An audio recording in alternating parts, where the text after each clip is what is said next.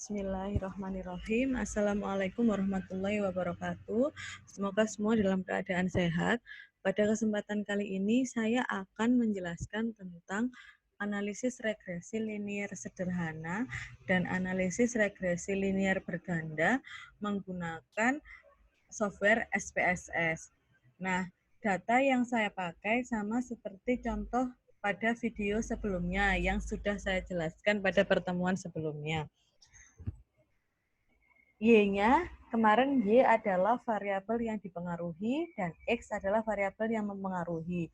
Untuk data yang analisis regresi linier sederhana, ini Y-nya adalah uang saku dan Y-nya adalah nilai rapot karena yang dipengaruhi, X-nya adalah uang saku yang mempengaruhi.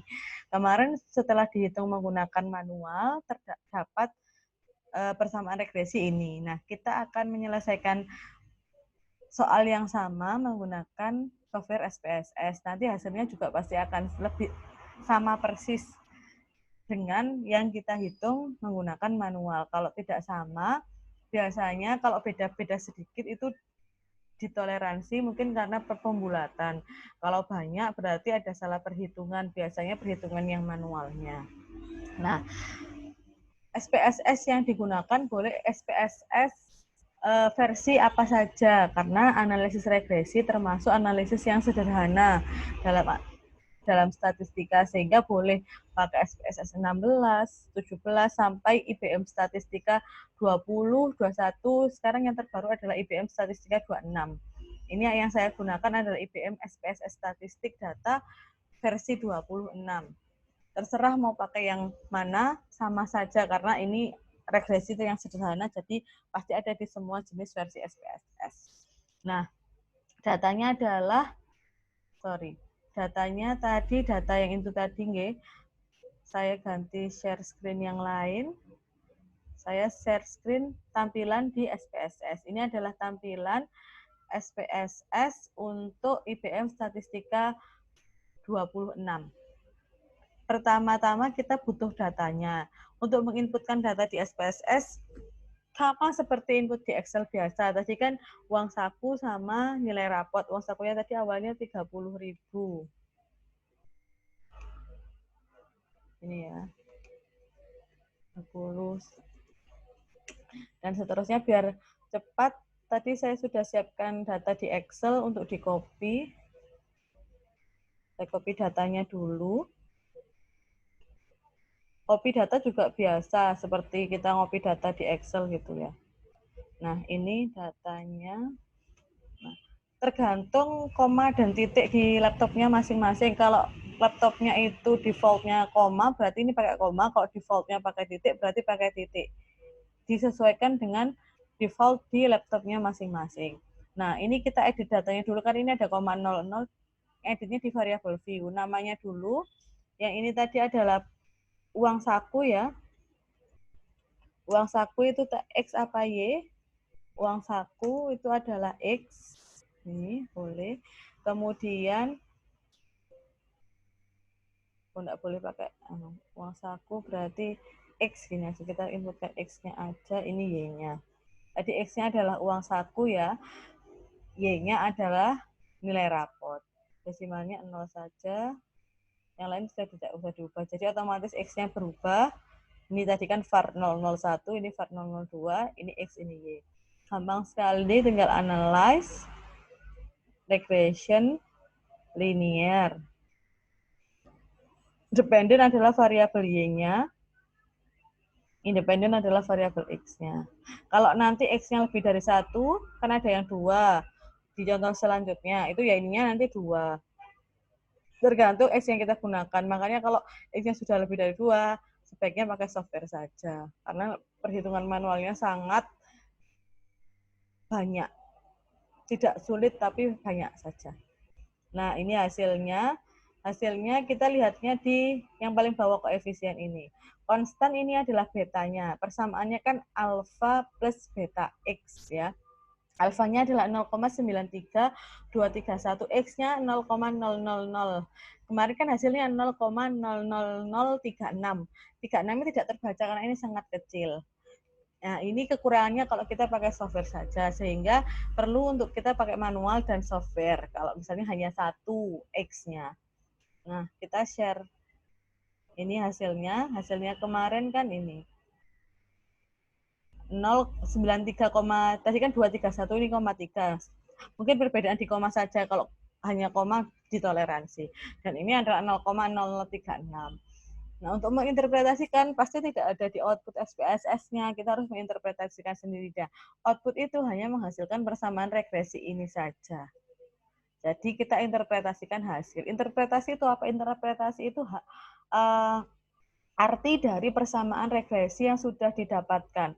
Jadi percuma kita menghitung panjang lebar tanpa tahu artinya, sehingga arti dari persamaan regresi yang sudah terbentuk itu sangat penting dalam suatu analisis statistik. Nah, untuk yang kedua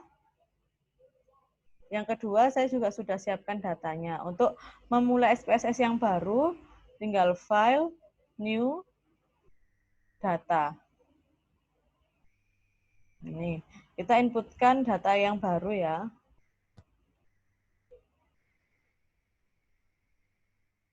Saya kopikan di Excel saya sebentar.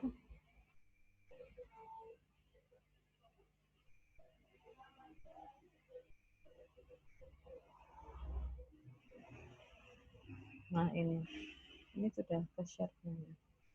Ini saya share. Nah, var 01, var 02, dan seterusnya kita bisa edit di sini. Ini kan Y, huruf besar kecil sama saja. Ini X1, ini X2. Nah, kita kembali ke data view, analyze, regression, linear. Y-nya dependent, X1, X2-nya ini. Di shift aja, terus langsung masukkan independent, terus oke. Langsung keluar. Kita lihat di koefisiennya, jangan yang lain. Ini nanti digunakan untuk analisis yang lain. Nah, alfanya 27,789, beta 1-nya 0,99, beta 2-nya 0,59. Sama persis dengan yang kita hitung di manual. Kita kembali ke yang manual coba.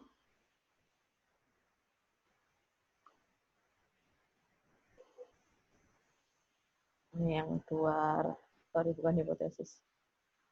Yang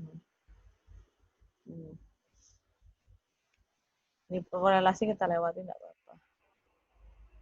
Nah, regresi linear berganda kan tadi betanya ada 2 ya, karena X-nya 2, ini 2. Kalau panjang kan kalau ngitung manual, nah ini hasilnya 27, tadi 789, ini beda komanya saja, dan ini 0,99, 0,59 sama. Kembali lagi, SPSS hanya digunakan untuk mengetahui bersama regresinya saja. Nanti interpretasinya tetap kita yang membuat sendiri. SPSS tidak mengeluarkan interpretasi. Nah, hal yang penting lain kita bisa dapat di SPSS itu adalah pengujian asumsi. Seharusnya untuk menganalisis data menggunakan analisis regresi linear sederhana maupun berganda, itu ada yang namanya pengujian asumsi. Ada linearitas, homogenitas, homoskedastisitas, multikolinearitas, dan autokorelasi. Nah, tapi itu tidak dibahas pada statistika dasar ini. Nanti ada di tahap selanjutnya, atau bisa dibaca deskripsi-deskripsi. Itu harus dilalui dulu uji asumsi itu sebelum kita menganalisis. Jadi kalau sudah normal, sudah tidak ada autokorelasi, tidak ada multiko dan homogen, maka bisa dilanjutkan di analisis regresi. Jadi uji asumsi itu tahapan sebelum kita masuk di analisis regresi. Tapi karena ini dasarnya dulu, saya menjelaskan tentang regresinya dulu. Atau bisa dibaca juga di internet juga banyak. Kalau mau eksplorasi ilmu lebih dalam lagi, nanti di statistika selanjutnya, kalau di manajemen biasanya ada di statistika 2. Kalau di yang lain mungkin belum ada. Nanti bisa belajar mandiri sendiri. Nah, semoga itu penjelasan dari saya menggunakan SPSS. Ini ya, bersama regresinya tadi sudah terbaca. Nah, penjelasannya itu cukup sekian. Semoga bermanfaat. Silahkan mendownload, sebelum saya akhiri, silahkan mendownload SPSS versi berapapun, silahkan diinstal, banyak tutorialnya di internet, silahkan diinstal, kemudian dicoba menggunakan manual dan hasil software dan disamakan, harus sama, harus match. Karena kalau misalnya berbeda jauh berarti ada kesalahan, entah itu input datanya, cara menghitungnya, ada yang terlewat dan lain sebagainya. Semoga bermanfaat sharing kali ini. Semoga semua dalam keadaan sehat. Saya akhiri. Wassalamualaikum warahmatullahi wabarakatuh.